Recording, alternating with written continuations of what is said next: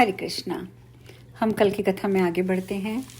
इसके बाद श्री वृंदा ने पतिव्रत धर्म की महिमा और दुराचार की निंदा करके कोप प्रकाश पूर्वक शाप दे दिया। दुराचार, तुम्हारा नाश हो जाए, पापिष्ठ, तुम नष्ट हो जाओ।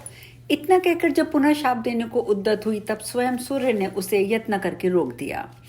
इसी बीच वहां ब्रह्मा, सूर्य, शिव, इंद्र आदि देवता भी आ पहुंचे।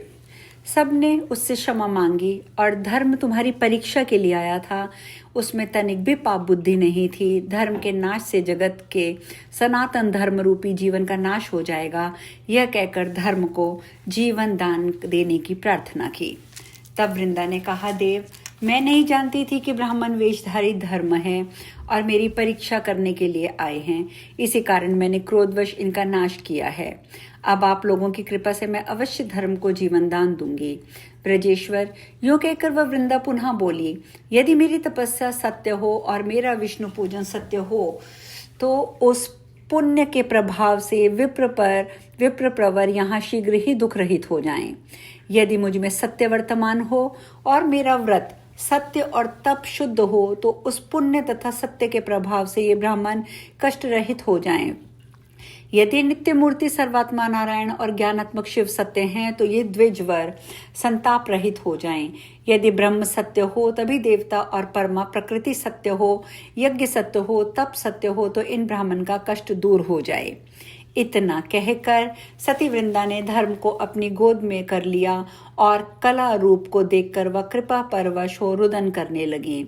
इसी बीच धर्म की भार्या मूर्ति, जो शोक से व्याकुल थी, सिर के बल विष्णु के चरण पर गिर पड़ी और यूं बोली। मूर्ति ने कहा, हे नाथ, आप तो करुणा सागर हैं, दीन बंधु मुझ पर कृपा कीजिए। कृपा मूर्ति जगन्नाथ, मेरे पति देव को शीघ्र जीवित कर दीजिए, क्योंकि जो नारी पति से हीन हो जाती है वह इस भव सागर में पापनी समझी जाती है।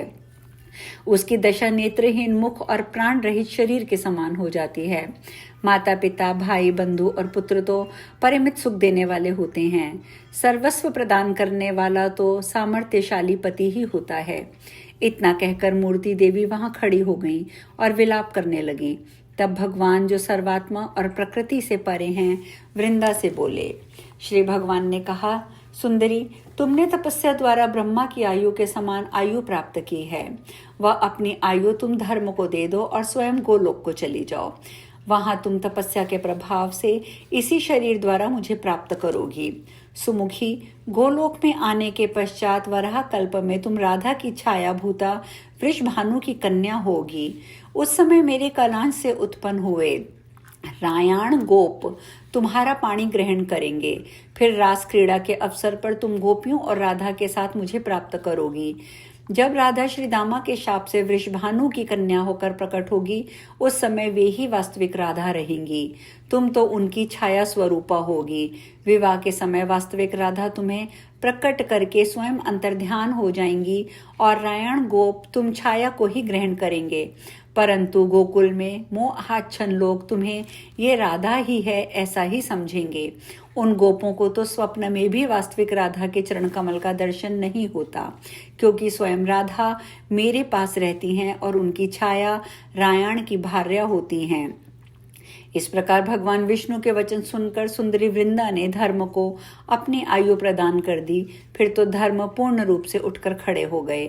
उनके शरीर की कांति तपाए हुए स्वर्ण की भांति चमक उठी।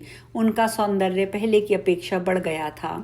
तब उस श्रीमान ने परात्पर परमेश्वर को प्रणाम किया। पुनः वृंदा ने कहा, देवगण, मेरे वचन को जिसका उल्लंघन करना कठिन है, सावधानतया श्रवण करें। मेरा वाक्य मिथ्या नहीं हो सकता।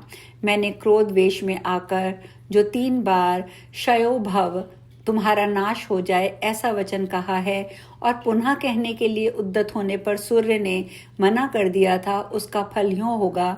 ये धर्म सतयुग में जैसे पहले परिपूर्ण था उसी तरह इस समय भी रहेगा, परंतु त्रेता में इसके 3 पैर, द्वापर में 2 पैर और कलयुग के प्रथांश में 1 पैर रह जाएगा। कलयुग के शेष भाग में ये कला का षोडांश मात्र रह जाएगा। कलयुग के शेष भाग में ये कला का षोडशांश रहेगा और सतयुग आने पर यह पुनः परिपूर्ण हो जाएगा। मेरे मुख से 3 बार क्षय शब्द निकला है, इसीलिए उसी क्रम से क्षय भी होगा। मन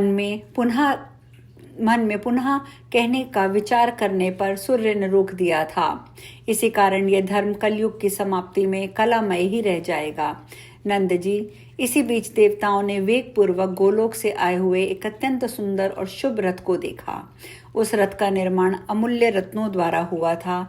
उसमें हीरे लटक रहे थे और वह मणि, माणिक्य, मुक्ता, वस्त्र, श्वेत चंवर, भूषण, सुंदर रत्न जड़ित था। उस रथ को देखकर वृंदा ने श्री हरि, शंकर, ब्रह्मा तथा समस्त देवताओं को नमस्कार किया और उस पर सवार होकर गोलोक चली गई। तत्पश्चात सभी देवता अपने अपने स्थान पर चले गए। अब और क्या सुनने की इच्छा है, ये बताएं। यह सुनकर नंद जी ने कहा, प्रभो, आप स्वयं वेदों के अधीश्वर हैं, अतः वेद, ब्रह्मा, शिव और शेष आदि देवता और मुनि और सिद्ध आदि आपको जानने में असमर्थ हैं। आप कौन हैं, ये जानने के लिए मेरे मन में प्रबल उत्कंठा है। अतः इस निर्जन स्थान में आप अपना सारा वृतांत यथार्थ रूप से कहें।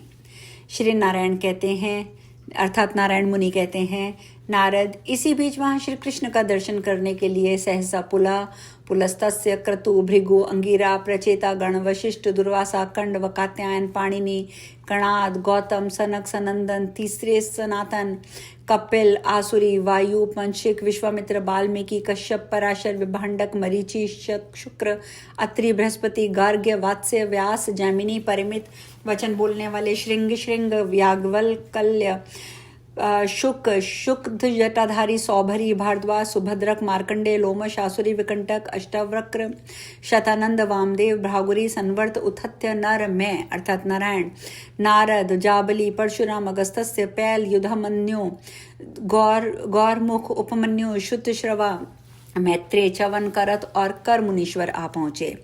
वत्स, वे सभी ब्रह्म तेज से प्रज्वलित हो रहे थे। उन्हें आया देख श्री कृष्ण सहसा उठकर खड़े हो गए और हाथ जोड़कर नमस्कार करने के पश्चात उन्हें आदर सहित रमणीय सिंहासनों पर बिठाया।